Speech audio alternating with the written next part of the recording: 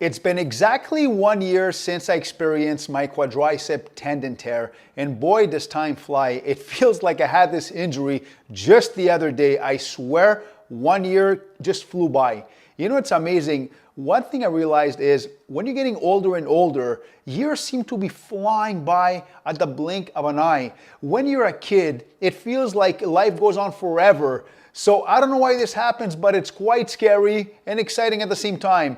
So anyways, back a year ago, I was going down a flight of stairs and I slipped and I tore my quadricep. So this was not a freak injury that happened in the gym. This was an injury that happened while going down the steps. Those who have seen my video I made last year, I explained this in very great detail. So after 1 year, what exactly happened? Well, first of all, one thing I need to accept is that my right leg, which is the one I tore my quadriceps, it's never gonna look exactly as it did before. Having a quadricep tear is not like having a bicep tear. Like I had a bicep tear, and as you can see, it went back to normal. By looking at my leg right now, it actually looks quite good as it did a year ago. Like if you look at my leg 1 year, 1 year when I had the injury, it atrophied at a tremendous level that it was actually quite depressing to look at, right?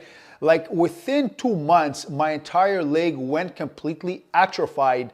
Now, what's even crazier is if you look at my right leg, I was not even training at all and it still kept so much muscle.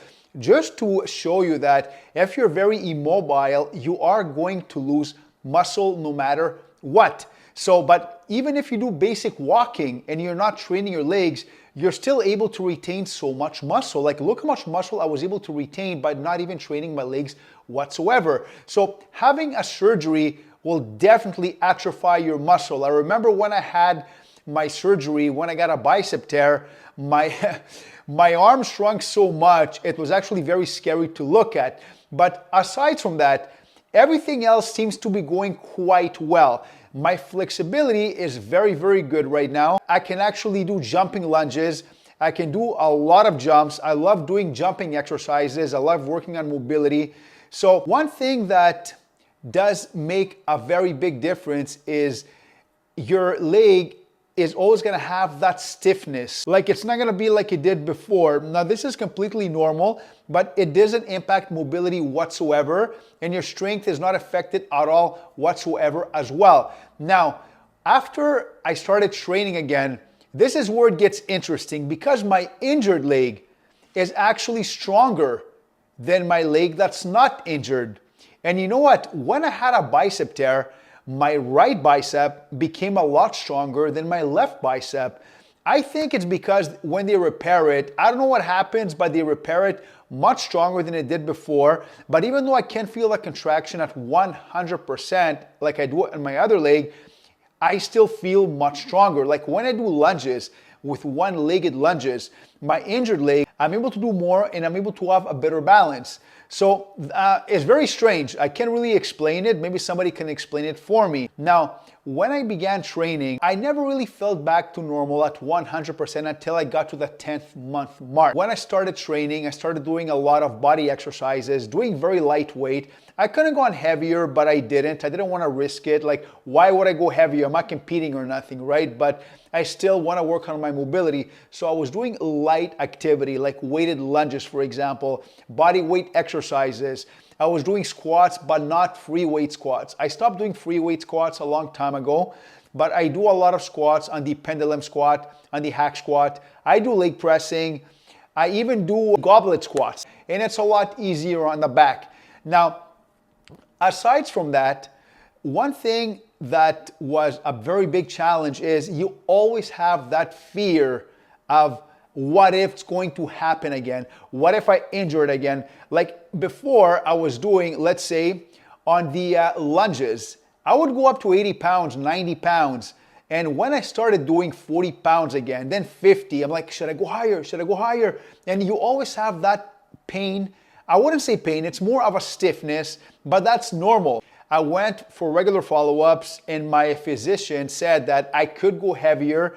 I'm recovered enough, but psychologically you feel, what if it's gonna happen again? Like you spend a few months being immobile And right now you have that, if I get injured again, then I'm screwed. Because if you tear a quad, it's not like tearing a bicep, because for the first month you're immobile.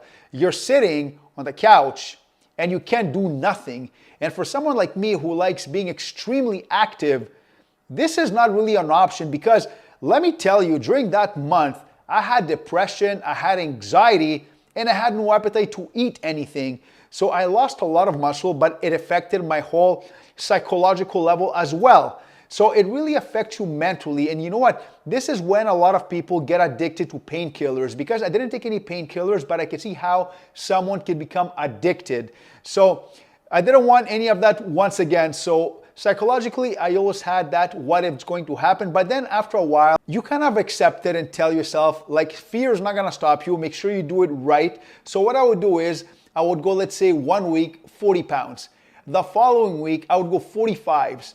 Then I would go 50. And if I felt good, then I would go 50 once again. If I felt good, I would go 55s, but I wouldn't go for a full 10 reps.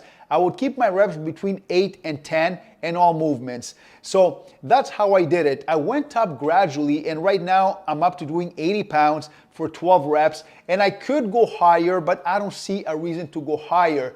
Now, when it comes to lunges, that's how I do my lunges. I never go all the way down, and I never lock out at 100%. Why?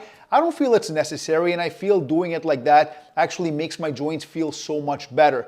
Like, I'm 46, I'm going 47 next month, and my joints have never felt better. And I think it's because I never really overstressed them. And that's a thing. A lot of people overstress their joints. They lock out at 100% at all times. Locking out is not always necessary for all exercises. As long as the muscle gets tensed, you put in a lot of pressure, you build a lot of progressive overload, the muscle is going to grow. It's because it works. I was able to build a very impressive physique, and I never locked out on any workouts. And I think this is what kept my joints healthy. Now, I had a workout this morning, and I actually feel stronger than I did before my injury. And I felt good. I actually felt good. I felt like going heavier, but I didn't want to get too overconfident, because you know what? I didn't want to get injured 1 year after my injury. You know, this could happen. I read some horror stories about that, and I didn't want this to happen to me.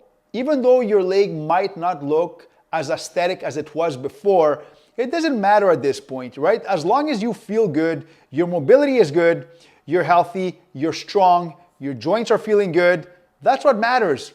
After you get older, you realize aesthetics is not important at 100%. It's all about how you feel. And if you get up in the morning, you feel good, you have energy, you don't need to go heavier, you don't need to kill yourself in the gym.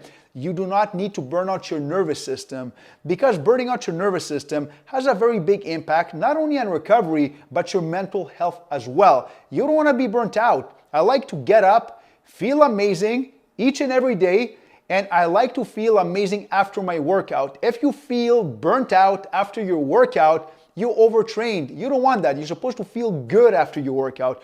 Good, vibrant, and full of energy. One thing I forgot to mention is that I did go physiotherapy the first couple of months. I feel it's crucial, but what they're gonna tell you is how to do certain movements, how to do them safer. Even though I know about physiotherapy myself, I like to get someone that's not me giving me advice. I like to go from somebody else. I'm not a person who says, I know everything. I don't mind getting advice from someone who has much more experience, who has worked with a lot of professional athletes. I'm just going to feel more assured. So I hope you enjoyed watching this video. If you are going through the same thing, and hang in there, everything's gonna get better and you're gonna be stronger than ever. Till next time.